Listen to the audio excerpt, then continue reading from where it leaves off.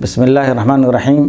ناظرین، سعودی عرب نے ایگزٹ ری انٹری ویزے پر عائد 3 سال کی پابندی ختم کر دی ہے۔ شاید آپ کو معلوم ہوگا کہ سعودی عرب نے ایگزٹ ری انٹری پر جو لوگ اپنے ملک چلے جاتے ہیں اور پھر کسی نہ کسی وجہ سے وہ واپس نہیں آتے یا جان بوجھ کر کے واپس نہیں آتے، ان لوگوں پر یہ پابندی تھی کہ آپ 3 سال تک سعودی میں نہیں آ سکتے، نہ تو پرانے ویزا پر اور نہ نئے ویزا پر۔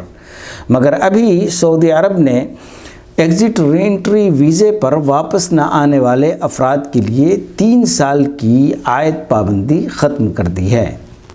سعودی محکمہ پاسپورٹ کی جانب سے جاری بیان میں کہا گیا ہے کہ ایسے وہ تمام ورکرز جو ایگزٹ ری انٹری کی خلاف ورزی کرتے ہوئے سعودی عرب واپس نہیں آ سکتے تھے، ان پر عائد 3 سال کی پابندی ہٹا دی گئی ہے۔ ایئرپورٹس، بندرگاہوں اور بری سرحدی چیک پوسٹوں کے حکام کو تحریری طور پر اس کی اطلاع کر دی گئی ہے اور پابندی اٹھانے کے فیصلے پر منگل 16 جنوری سے عمل درآمد بھی شروع کر دیا گیا ہے۔ محکمہ پاسپورٹ نے مزید کہا ہے کہ پابندی ختم ہونے سے ملازمت کے نئے ویزے پر واپسی ممکن ہے۔ پرانی کمپنی کا ویزا ضروری نہیں، نئی کمپنی کے ویزے پر بھی آ سکتے ہیں اور پرانی کمپنی کے نئے ویزے پر بھی واپسی کی اجازت ہوگی۔